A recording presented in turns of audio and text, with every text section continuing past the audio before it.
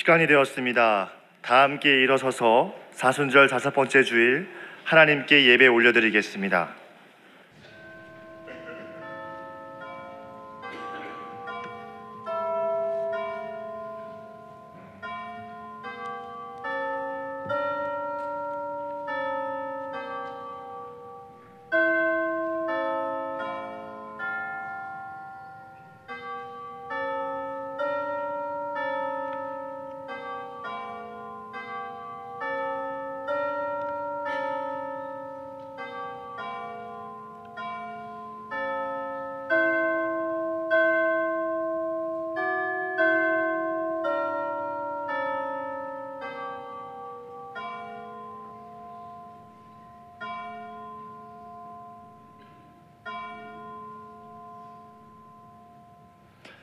그가 찔림은 우리의 허물 때문이요 그가 상함은 우리의 죄악 때문이라.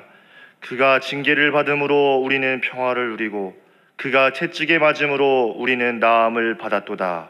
아멘.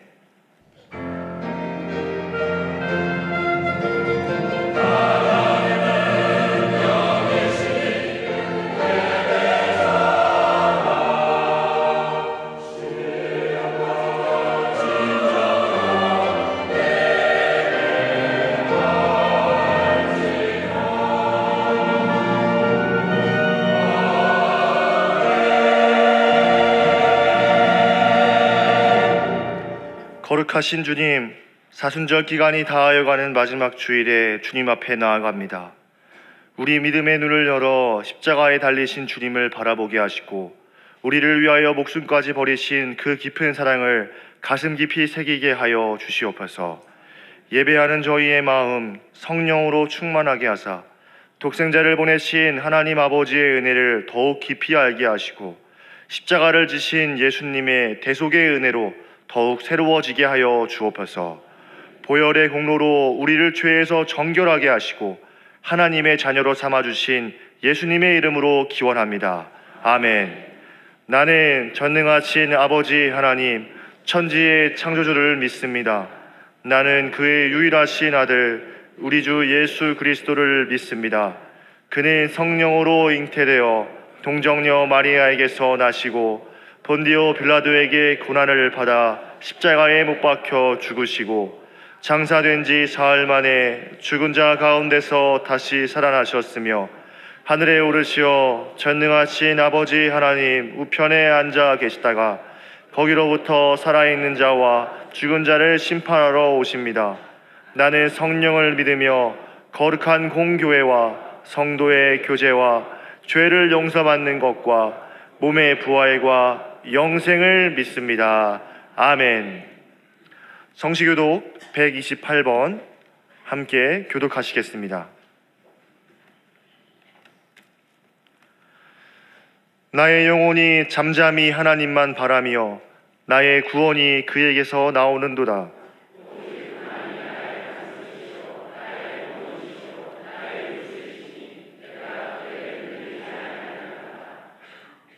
넘어지는 담과 흔들리는 울타리 같이 사람을 죽이려고 너희가 일제히 공격하기를 언제까지 하려느냐?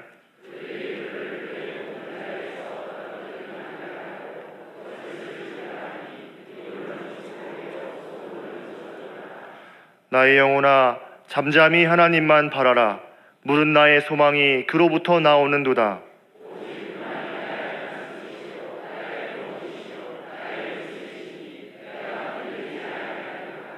나의 구원과 영광이 하나님께 있으며 내 힘의 반석과 피난처도 하나님께 있도다.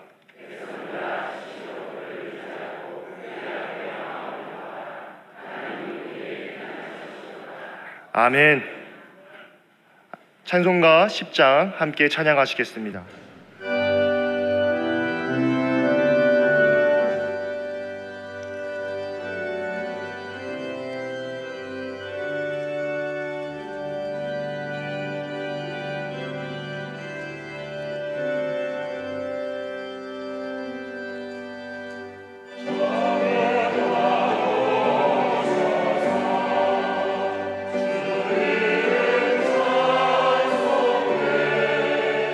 Oh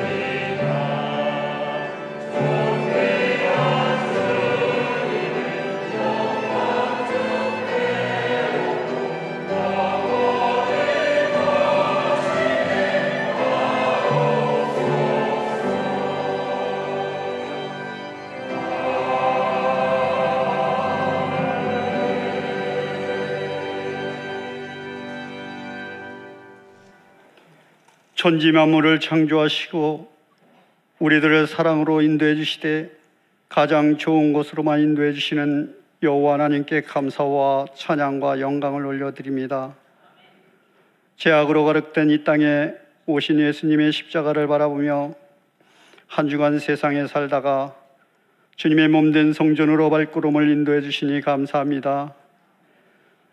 주민의 날 하나님만 영화롭게 하시고 영과 진리로 예배드리오니 받아 주시옵소서. 예수 그리스도의 믿음 안에 산다고 다짐했건만 불의하고 속된 세상에서 하나님께 영광 돌리기보다 육신의 안위를 위해 살아왔음을 고백하오니 용서해 주시옵소서. 이 나라 민족을 긍휼히 여겨주시고 강원도 산불 재해로 재산과 집을 잃고 아파하는 이재민들을 위로해 주시며 다시는 자연 재난으로 고통받는 일이 없도록 인도해 주시옵소서.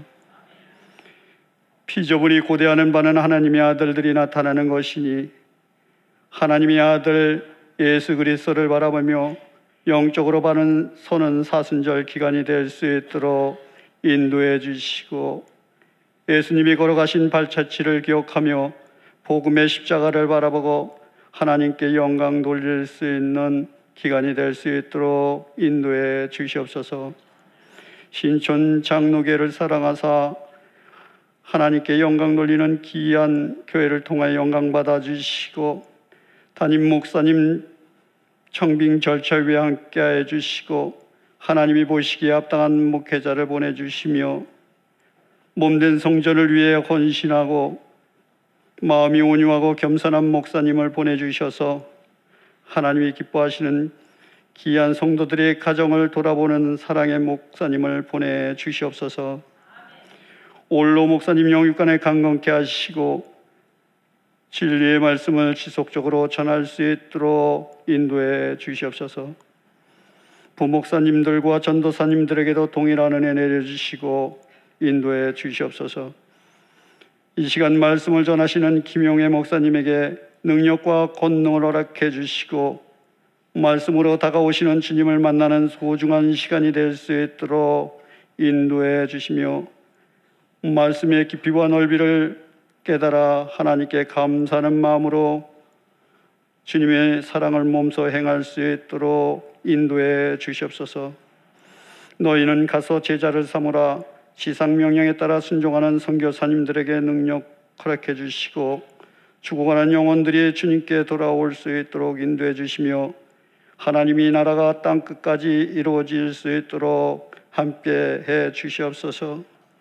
믿음의 가정을 사랑하사 자녀들의 앞날 위에 발등상의 등불이 되어 주시고 학생들에게는 지혜 명철을, 청년들에게는 희망의 메시지를 세상에 나가 하나님께 영광 돌릴 수 있도록 인도해 주시옵소서. 불철주야 나라를 위해 충성하는 장병들을 피곤치 아니하도록 인도해 주시고 병마와 싸우는 한우와 가족들을 위로해 주시고 힘과 용기를 주시옵소서. 마음과 정성을 다해 하나님께 찬양으로 영광 돌리는 시온 찬양대의 찬양을 흠양해 주시고 우리 모두에게는 신앙 고백이 되는 찬양이 될 수 있도록 인도해 주시옵소서. 예배를 통해 하늘의 신령한 은혜와 은총을 내려주실 줄 믿사옵고 우리를 죄에서 대속해 돌아가신 우리 주 예수 그리스도의 이름으로 감사하며 기도드립니다. 아멘.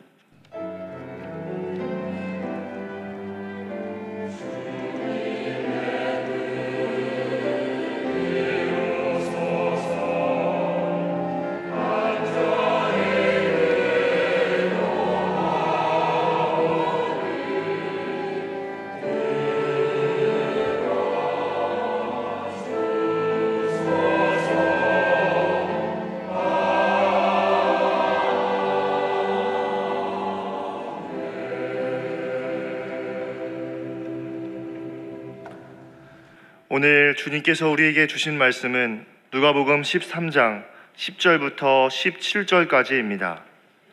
제가 가진 성경 신약성경 117쪽 누가복음 13장 10절부터 17절까지의 말씀 하나님의 말씀 봉독하겠습니다. 예수께서 안식일에 한 회당에서 가르치실 때에 18해 동안이나 귀신 들려 앓으며 꼬부라져 조금도 펴지 못하는 한 여자가 있더라. 예수께서 보시고 불러 이르시되 여자여 내가 내 병에서 놓였다 하시고 안수하시니 여자가 곧 펴고 하나님께 영광을 돌리는지라.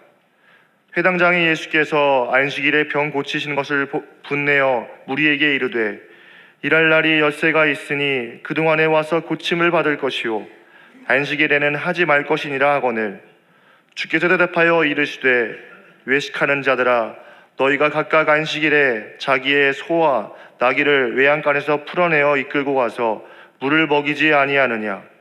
그러면 18해 동안 사탄에게 매임받은 이 아브라함의 딸을 안식일에 이 매임에서 푸는 것이 합당하지 아니하냐.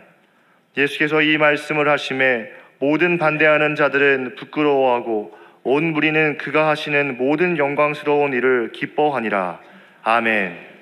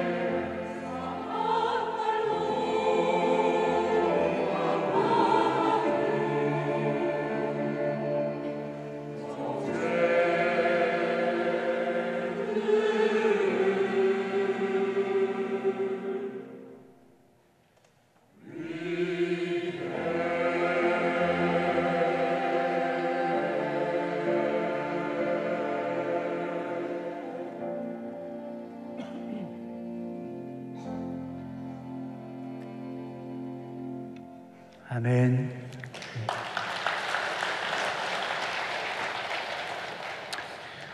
사순절의 의미를 다시금 생각해 보게 하는 귀한 찬양이었습니다. 감사합니다. 4월 한 달 동안 부활절을 제외한 3주간 제가 말씀을 전하게 되었습니다. 특히 이번 주, 다음 주 사순절을 지나며 우리가 겪는 고난의 의미가 무엇인지, 지금 이 사순절을 지나며 깨닫고 기도해야 할 것이 무엇인지를 생각해보는 시간을 가지려고 합니다. 이번 주, 다음 주 누가복음 13장의 말씀을 나눌 터인데, 오늘은 등 굽은 여인, 꼬부라진 여인을 통해서 메인 것이 풀려야 할 때이고 그것을 함께 기뻐해야 할 때임을 우리가 함께 나누고자 합니다. 오늘 읽은 이 말씀은 누가복음에만 기록된 이적입니다. 예수님이 이 땅에 계시는 동안 수많은 이적을 베푸셨고, 그 중에 각 마태복음, 마가복음, 누가복음, 요한복음 기자는 자신들에게 있어서 의미가 있었던 것들을 골라서 복음서를 기록했습니다. 그런데 누가는 오늘 읽은 꼬부라진 여인의 이야기를 누가복음 전체에서 가장 중요한 위치에 배치하고 있습니다. 누가와 누가의 교회는 이 이야기를 매우 특별하게 여긴 것이지요. 이 특별한 이야기가 2000년 전 그들에게처럼 오늘 우리에게도 특별한 이야기가 되었으면 좋겠습니다. 우리는 사순절을 지나며 오늘 우리가 겪는 이 어려움은 어떤 의미가 있을까? 우리를 위하여 고난당하신 예수님은 그 고난을 왜 당하셨고, 그 고난이 우리의 고난과 어떤 연관이 있을까 묻게 됩니다. 믿음이 견고해지고 주님을 만나는 감격이 새로워지는 기간이 되기를 또 소망하는 때이기도 합니다. 누가 공동체가 오늘 기록된 이 사건을 통해 경험했던 은혜를 사순절을 지나는 우리도 함께 경험하기를 바라는 마음으로 오늘의 말씀을 살펴보겠습니다. 안식일이 되었습니다. 안식일에 예수님께서 회당에 가셔서 말씀을 가르치십니다. 그런데 그곳에는 마침 18해 동안에 귀신이 들려서 꼬부라져 조금도 펼 수 없는 한 여인이 있었습니다. 정확하게는 예배를 드리는 그 회당 바깥에 서서 안에서 드려지는 예배를 듣고 있었던 것이죠. 여기서 귀신이 들렸다라고 번역한 이 구절을 좀 더 정확하게 번역해 보자면 질병의 영에게 사로잡혔다라고 말할 수 있습니다. 이 여인이 걸린 육체의 병에 상응하는 정신, 영, 귀신 이런 게 있어서 그 사람에게 영향을 주었다라는 말입니다. 고대 근동의 의학 수준이나 질병에 대한 이해 수준이 그러했구나 이렇게 생각할 수도 있겠지만, 이 표현을 통해 우리는 중요한 통찰을 얻습니다. 병이라는 것이 육체만의 문제가 아니구나. 우리의 몸과 마음과 영혼이 하나이며 영혼에 영향을 주면 육체로 반응을 하고 육체에 영향을 주면 영혼이 반응하는구나 라고 생각해 볼 수 있습니다. 병은 그 사람의 정신의 상태를 가늠하게 합니다. 마음과 정신을 잘 살펴보면 무엇 때문에 이 사람이 그런 병에 걸렸는지 알 수 있습니다. 이 여인이 사고가 나서 등이 굽은 것이 아닙니다. 나이가 많이 들어서 자연스레 등이 굽은 것도 아닙니다. 갑자기 큰 병에 걸려서 후유증으로 꼬부라진 것도 아닙니다. 그의 몸은 조금씩 꼬부라졌습니다. 귀신이 그의 영혼을 짓눌러 꼬부라졌다고 오늘 성경은 기록합니다. 그의 영혼이 짓눌리고 위축되고 쪼그라든 만큼 그의 육체가 꼬부라진 것이지요. 그의 영혼이 다시는 펼 수 없을 정도로 무언가에 칭칭 얽매였기 때문에 그의 육체도 무언가에 매인 것처럼 옴짝달싹 못하게 펼 수 없게 되었습니다.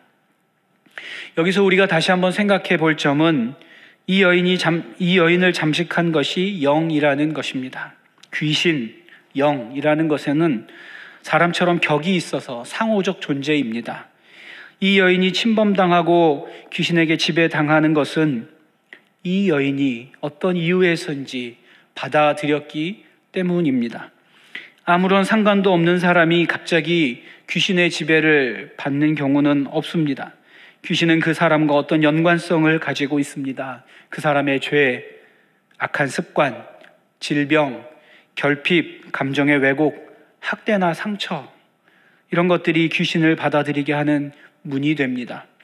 그래서 우리는 우리 안에 있는 악한 뿌리를 제하는데, 거룩함을 유지하는데 노력해야 합니다. 우리 자신뿐만 아니라 가정에, 교회에 악한 것들이 있다면 우리가 그것을 제하기 위해 노력해야만 합니다.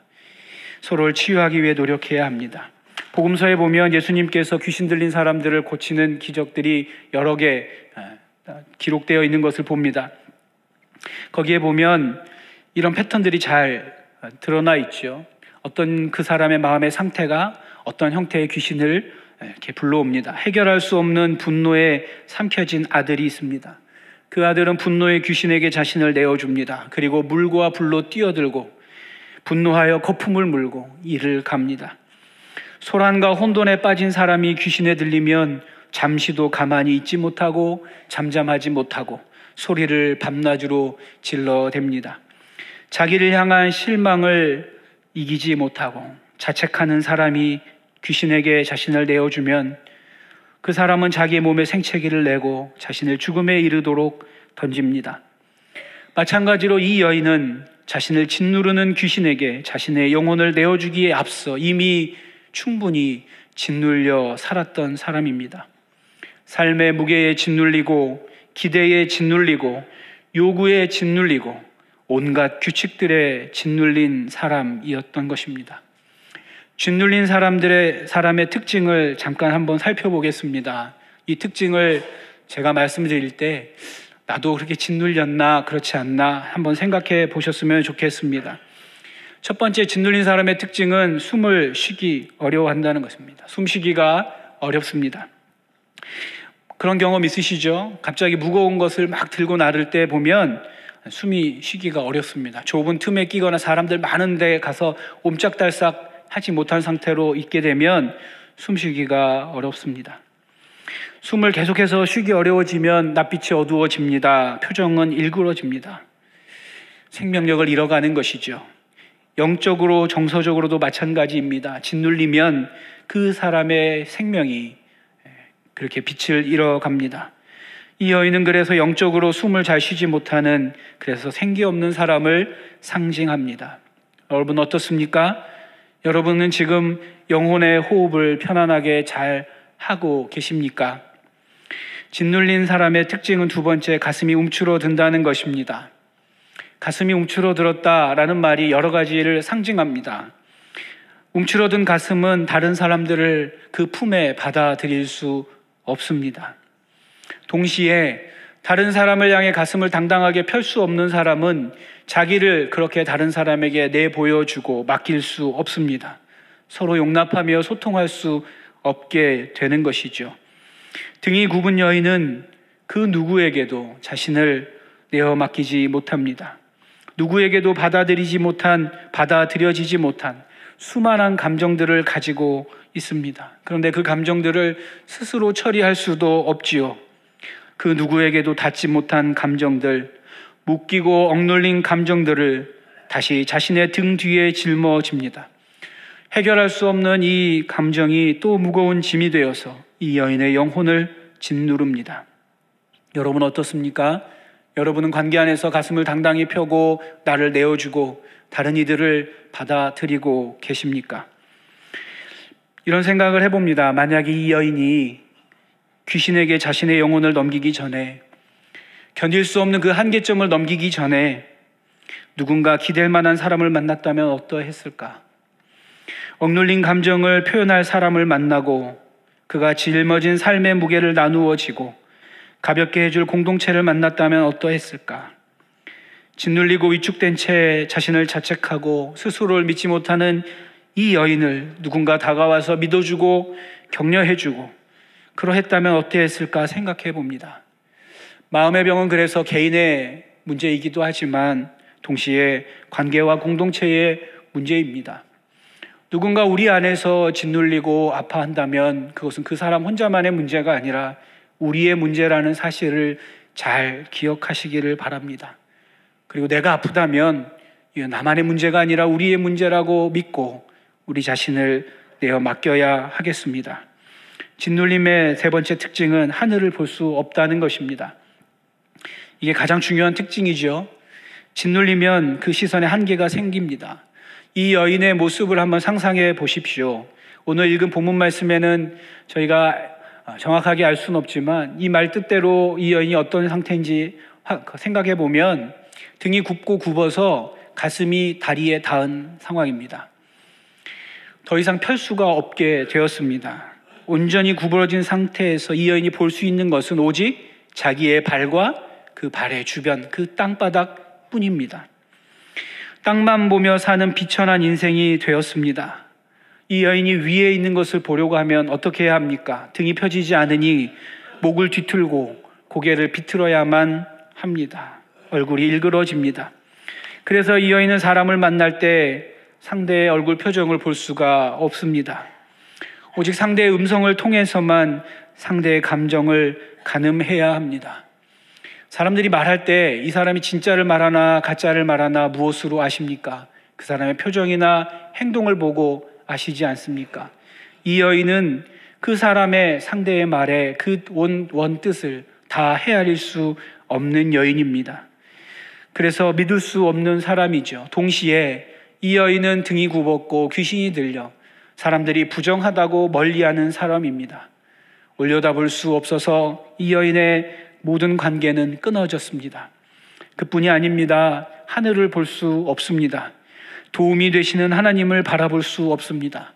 하나님이 나를 위해서 어떤 일들을 하시는지 알 수가 없습니다. 눈을 들어 산을 보라 했는데 이 여인은 도움이 되시는 하나님을 바라볼 수 없습니다.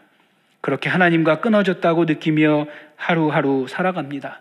그저 바닥만 보며 살아갑니다. 이 여인이 헤아리는 세상은 어떠합니까? 너무나 좁습니다. 그리고 너무나 잠깐입니다. 더 넓은 세계가 있는 것을, 영원한 시간이 있는 것을 보지 못한 채 살아갑니다. 늘 여기에 이 순간에 이 자리에 매여 살아갑니다. 그것도 18해, 18년이라는 긴 기간 동안에 그런 고통을 당하고 있습니다. 18이라는 숫자를 유대인들의 상징적 의미를 통해 해석해 볼 수 있겠습니다. 열이라는 것은 인간의 온전함을 나타내는 숫자입니다. 그러니 이 여인은 온전함, 열이라는 것을 잃어버린 사람입니다. 8은 영원함, 무한함을 상징하는 숫자입니다. 초대교회에서 세례를 베풀 때 그 세례를 베푸는 장소는 팔각형 모양이었다고 합니다. 그 세례를 통해 하나님의 영원함에 참여한다는 것을 상징했던 것이죠. 그런데 이 여인은 영원함을 잃어버린, 팔을 잃어버린 존재입니다. 18년 동안의 병을 앓았고 하나님과의 관계가 끊어졌고 자신의 아름다움과 온전함을 잃어버렸고 하나님이 각 사람에게 주신 영원성을 잃어버린 사람입니다. 짓눌린 여인, 이 여인의 이야기를 통해서 우리의 모습이 비추어 보여지십니까? 여러분, 무거운 짐에 짓눌려 살고 계시지는 않으십니까? 수많은 요구와 과도한 책임과 쉴 틈 없는 업무와 관계의 스트레스가 우리를 짓누르며 위축시키지는 않습니까? 여러분, 숨은 편하게 쉬고 계십니까? 그래도 가끔은 하늘을 바라보고 그래, 하나님이 나를 위해 일하시지, 하나님이 나의 도움이 되시지 보고 살아가고 계십니까? 본디 우리가 영원함과 아름다움과 온전함을 가진 존재임을 깨닫고 그것을 유지하며 살아가십니까? 혹시 그렇지 않다면 우리가 이 여인처럼 구부러진 것 같이 느껴진다면, 그 사실을 깨달았다면 우리는 복이 있습니다. 예수께서 이 여인을 고치셨듯이 오늘 이 자리에서 또 각자의 삶의 자리에서 치유하시고 자유와 기쁨을 누리게 하실 것이기 때문에 그렇습니다. 예수께서 회당에서 가르치시던 중에 예수님은 회당 바깥에서 예수님의 이야기를 듣고 있는 이 여인을 주목하여 보십니다. 예수께서 그 여인을 바라보셨고 관심을 가지셨습니다. 여인은 이제 예수님의 시선 아래에 있습니다. 사실 꼬부라져 펼 수 없는 이 여인은 예수님이 자신을 바라보고 있음을 알지 못합니다. 여인을 바라보는 예수님을 이 말씀을 통해 우리가 보고 있는 것이지요. 이 장면을 묵상할 때 우리는 깊은 위로를 받습니다. 우리가 볼 수 없을 때에도, 우리가 예수를 볼 수 없을 때에도 예수님은 우리를 보고 계십니다. 예수를 바라볼 수 없을 때, 또 우리가 우리 자신을 온전히 볼 수 없을 때에도 예수님은 우리를 보고 계십니다. 예수의 시선 아래 우리가 있습니다. 예수님은 결코 우리의 고통에 무관심한 분이 아니십니다. 예수님을 바라보신 여인을 바라보신 예수님께서 그 여인에게 말을 건네십니다. 12절 같이 한번 읽어보겠습니다. 예수께서 보시고 불러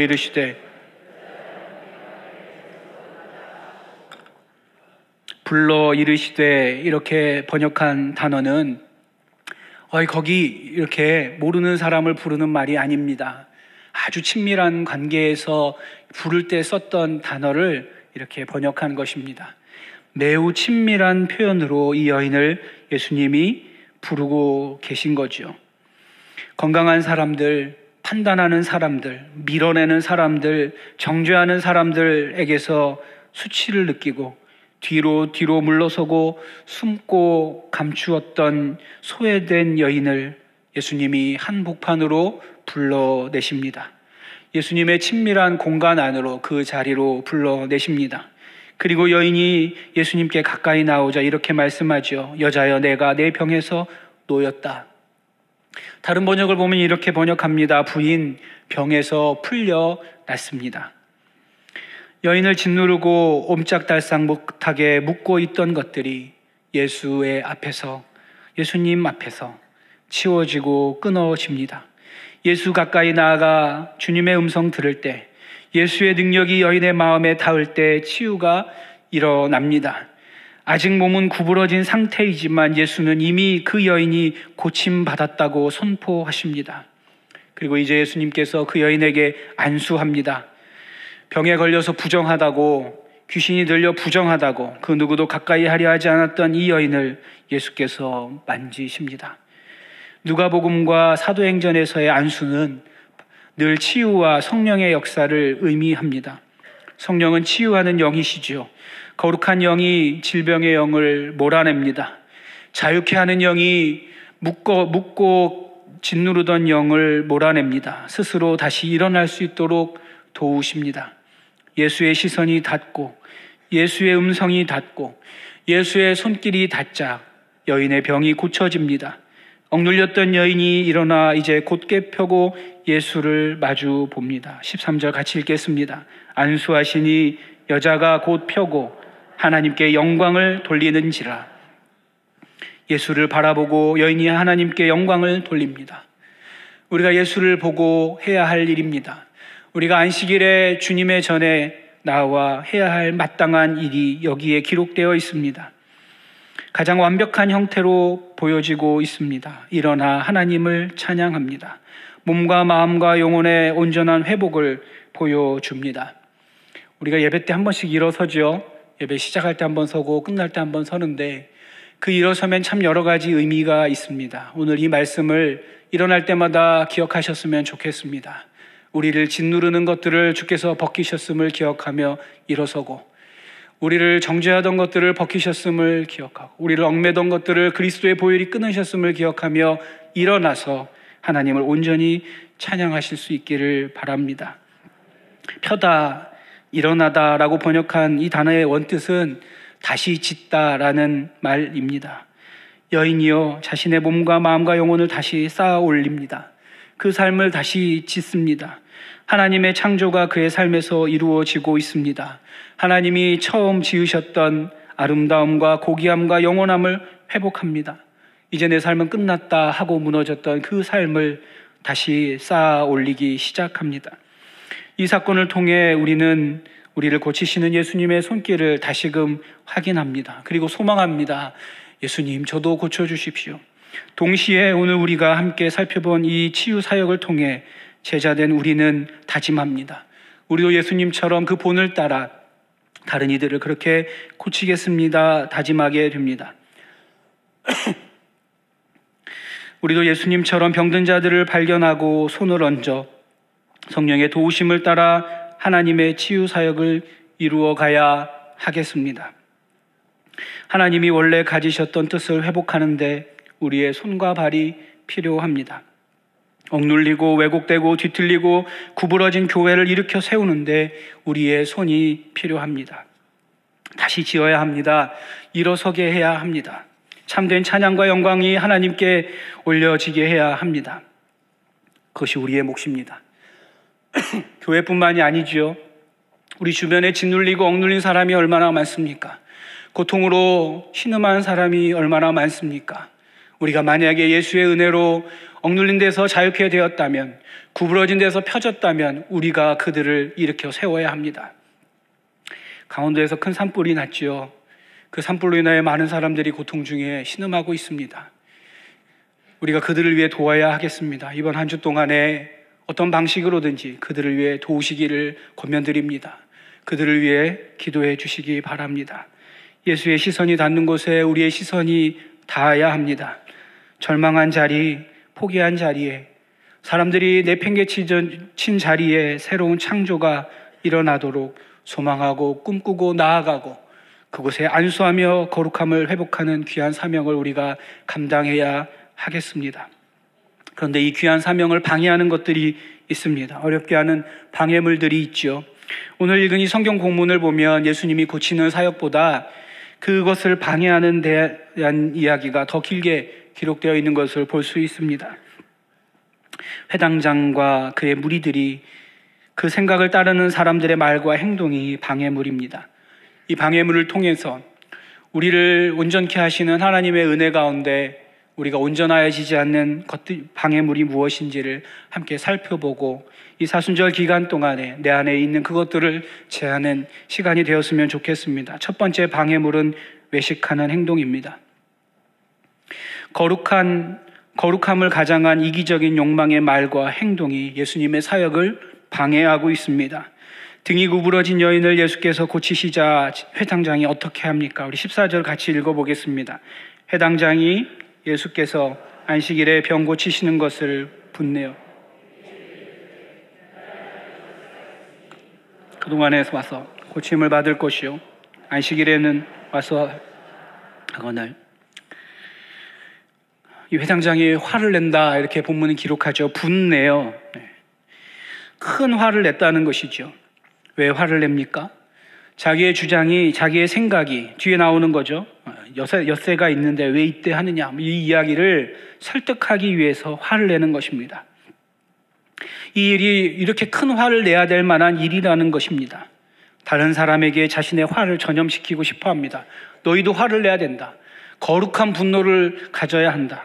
그러면서 자기의 생각을 그 틈에 심어주려고 하는 것입니다. 예수께서 여인을 고치신 이 기적을, 이 감격을, 이 큰 은혜를 꺾어버리고 싶어 합니다. 이 영향력을 상쇄하고 희석시키기 위해서 회당장은 큰 감정의 파도를 이용합니다. 마땅하지 않은 분노를 일으켜서 이 모든 원하는 것들을 이루려고 합니다.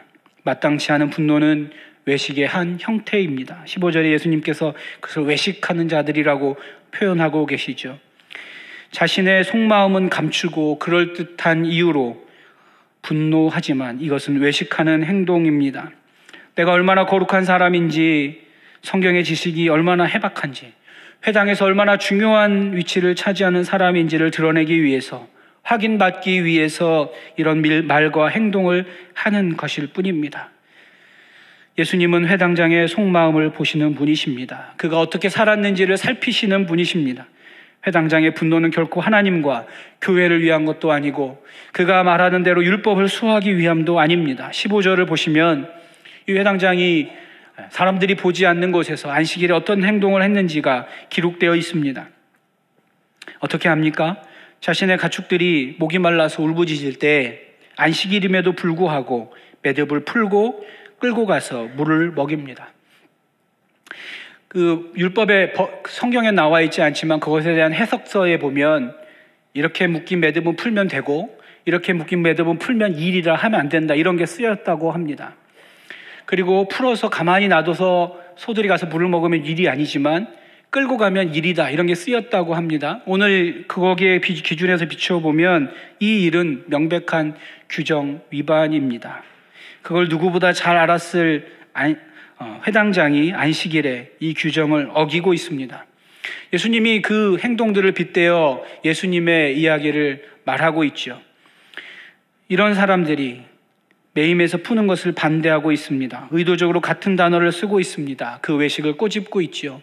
자신의 소의 매듭은 풀면서 사람의 매듭은 풀지 못하게 하는 그 외식하는 행동을 지적하고 있습니다. 우리의 감정이 폭발할 때 주의해야 합니다. 이 감정의 표현으로 무엇을 감추고 무엇을 말하려고 하는지를 잘 생각해야 합니다. 교회 일을 할 때 더욱 그러하지요. 내가 지키려고 하는 것이 과연 하나님의 것인가 잘 생각해 보아야 합니다. 내 신념인지 예수님의 뜻인지 살피지 않은 채 감정을 앞세우면 하나님을 이용하는 사람이 되고 외식하는 사람이 되는 것임을 잘 기억해야 하겠습니다. 두 번째 방해물은 하나님의 일을 보지 못하는 것입니다. 우리가 하나님의 일을 보지 못할 때 예수님과 함께 이 기쁨을 누릴 수 없는 것입니다. 믿음 없는 상황 이해, 이것이 두 번째 방해물입니다. 다시 한번 회당장의 말을 보겠습니다. 14절에 보면 왜 하필 이날에 하냐고 예수님을 질책하죠. 다른 날이 많은데 왜 하필 안식일에 예수님 보고 일하냐고 말합니다. 이 회당장의 관심은 어디에 있습니까? 안식일 규정을 지키는 것입니다. 그러나 앞에서 살피는 것처럼 자기는 규정을 지키지 않는 사람입니다. 이 사람이 관심을 가지는 것은 그래서 예수님의 일입니다. 예수님이 치유하시는 이 사역이 사람의 일입니까? 하나님의 일입니까? 하나님 일이죠. 정말 그렇죠. 그런데 이 회당장은 이 사건을 보면서 이 일을 사람의 일이라고 판단하고 있습니다. 하나님의 일하심을 보지 못하는 것, 그것이 하나님의 사역을 방해하는 두 번째 장애물입니다. 예수를 통해 하나님이 일하시는데 하나님이 왜 이 순간에 이 일을 하셨나 물어야 하는 게 마땅합니다. 안식일임에도 하나님이 왜 일하셨을까? 그렇다면 우리도 안식일에 이런 일을 해야 하는구나 깨달아야 하는데, 이것이 올바른 신앙인의 태도인데 회당장은 이 일조차, 하나님의 일조차 사람의 일로 보고 있습니다. 우리가 살아가면서 이러한 우를 범하지 않는지 생각해 보아야 합니다. 교회 일을 바라보면서 하나님이 어떻게 일하시는지는 보지 못하고 관심도 없고, 이것도 사람의 일, 저것도 사람의 일. 그래서 이 사람을, 저 사람을 탓하고 원망합니다. 자기 자신을 향해서도 마찬가지이지요. 내 안에 수많은 일들을 하나님이 이루고 계신 것은 보지 못하고 마치 하나님이 없는 것처럼, 나 혼자 일하는 것처럼 버거워하며 원망하며 살아가고 있지는 않습니까? 왜 회당장은 이 놀라운 기적 속에서도 하나님의 일하심을 보지 못하였습니까? 자기가 만든 틀 안에 갇혀 있었기 때문입니다. 틀에 갇힌 사람은 그 틀 때문에 하나님을 보지 못합니다. 틀에 갇힌 사람은 그 틀 안에서 세상을 살아갑니다. 그래서 다른 사람의 고통을 공감하기 어렵습니다. 그 틀에 맞는 상황만 이해하고 그 틀에 맞는 것만 받아들이고 옳다고 여기기 때문입니다. 그래서 오늘 이야기에서 진짜 등이 굽은 사람은, 영적으로 등 굽은 사람은 회당장입니다. 회당장은 자신을 짓누르는 율법과 규정이라는 무게 때문에 좁고 좁은 시야를 갖게 되었습니다. 감당할 수 없는 큰 책임감 때문에 그 일과 자신의 마음과 생각만 헤아리게 되었습니다. 그 누구보다 내가 힘들고 내가 아픈 것처럼 느껴집니다. 공감도 못하고 긍휼히 여기지도 못합니다. 눈을 들어 하나님이 하시는 일도 보지 못하게 되었습니다. 우리가 여인과 같다면, 우리가 회당장과 같다면 이 말씀 앞에서 우리를 짓누르는 것을 벗어버려야 하겠습니다. 벗겨달라고 고백해야 하겠습니다. 우리를 바라보는 예수의 시선 아래 우리를 두고, 우리를 초대하시는 주의 음성을 받아들이고, 우리를 고치시는 예수의 손길을 우리가 느끼며 회복되기를 소망해야 하겠습니다. 하나님의 일을 보지 못하는 나의 어리석음을 애통해하며 나의 눈이 열리기를 기도해야 하겠습니다. 오늘 이야기의 마지막에는 회당장과 그들과 비슷한 생각을 가진 사람들이 한쪽에 서 있고 또 반대편에 다른 부류의 사람들이 서 있는 것을 묘사합니다. 17절에 보면 온 무리가 등장합니다. 그들 몇몇을 제외한 온 무리는 함께 기뻐합니다. 모든 영광스러운 일을 바라봅니다. 하나님의 일을 깨닫습니다. 이런 분명한 대조는 우리를 향한 초대이지요. 이 구별에는 중간이 없습니다. 이쪽에 서든지 저쪽에 서는 것입니다. 회당장과 같이 서는 사람들은 수치를 당할 것이고, 무리와 같은 사람들은 기쁨을 누리게 될 것입니다. 무리와 같은 사람들은 어떤 사람들입니까? 외식하지 않는 사람들입니다. 있는 그대로를 보는 사람들입니다. 하나님이 일하시면 하나님의 일을 경험하고 바라보는, 인정하는 사람입니다. 그 무리는 영광스러운 일, 하나님의 일을 찬양하고 기뻐합니다. 다음 주에 제가 나눌 이 13장 뒷부분에 나오는 천국잔치 비유의 이야기와 그 주제가 연결되고 있습니다. 하나님의 일을 보고 섭리를 깨닫는 사람은 기뻐할 수 있고, 찬양할 수 있고, 예배할 수 있습니다. 반대로 사람의 일만 보이고 규정과 틀에 갇힌 사람은, 불평하고 판단하는 사람은 결국에는 수치를 당하게 될 것입니다. 우리를 초대합니다. 이 뚜렷한 대조의 말씀이 우리를 초대하고 있습니다. 어느 편에 서시겠습니까? 우리를 발견하시고 불러내시고 고치시고 일으키시는 예수님의 초대를 받아들이시기 바랍니다. 우리의 무거운 짐을 벗기시는 예수님의 손길을 받아들이시기 바랍니다. 하나님의 일을 하나님의 일로 인정하십시오. 내 삶에, 우리의 삶의 교회 가운데 하나님이 일하시는 것을 바라보실 수 있기를 바랍니다. 그래서 판단의 삶을 벗어나 감격과 기쁨의 삶에 서서 하나님을 찬양하고 예배하는 저와 여러분 되시기를 주님의 이름으로 축원합니다. 기도하겠습니다. 아버지 하나님, 여인처럼 회당장처럼 짓눌리고 구부러진 저희를 발견하시고 초대하시고 회복하시겠다 약속하여 주시니 감사합니다. 주신 이 말씀처럼 저희를 짓누르는 무거운 짐들이 벗겨지게 하시고, 저희를 얽어맨 악한 것들이, 죄악의 것들이 끊어지는 역사가 있게 하여 주시옵소서. 예수님 이름으로 기도드립니다. 아멘. 다 함께 찬송가 337장 찬양하며 봉헌하겠습니다.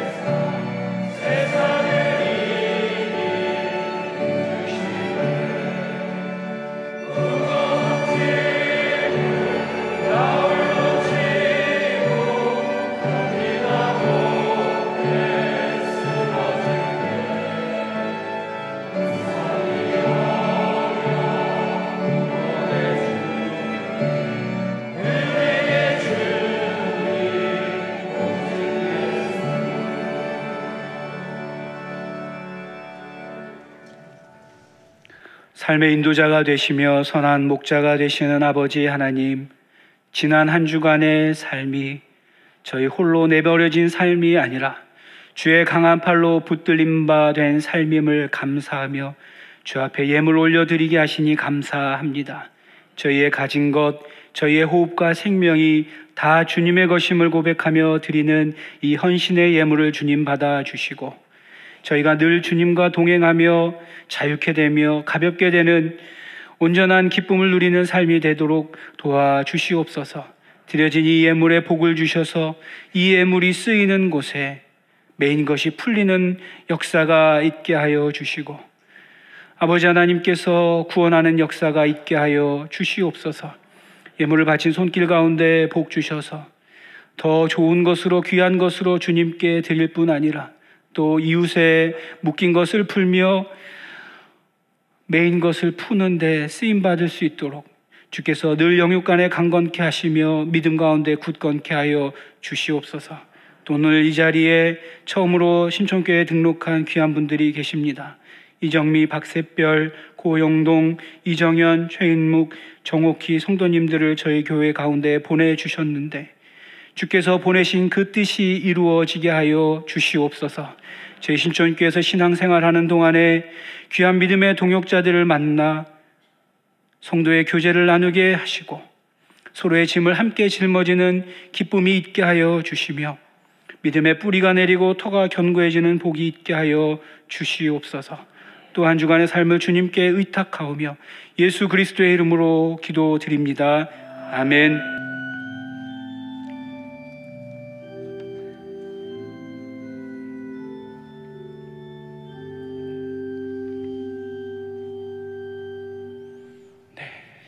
새로 오신 우리 신입교 먼저 환영하는 시간 갖겠습니다. 제가 이름 부를 때 좀 쑥스러우시겠지만 잠깐 자리에서 일어서 주시기를 부탁드립니다.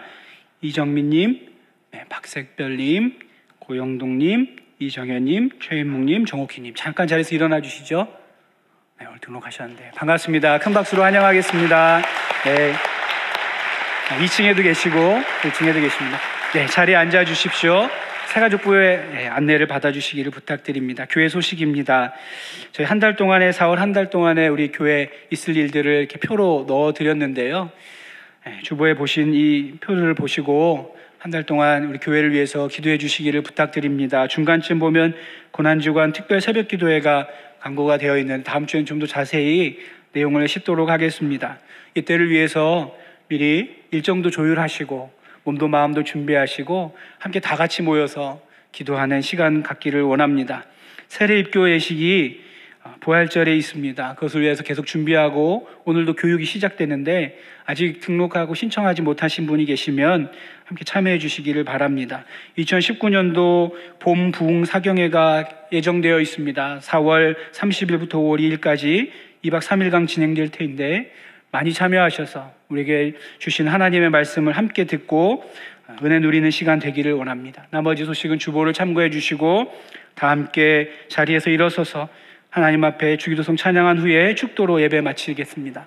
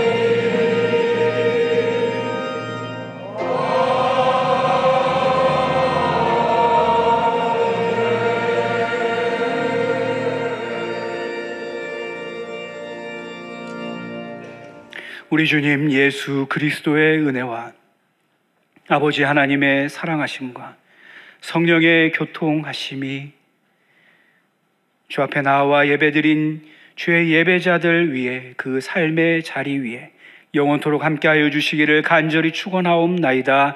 아멘.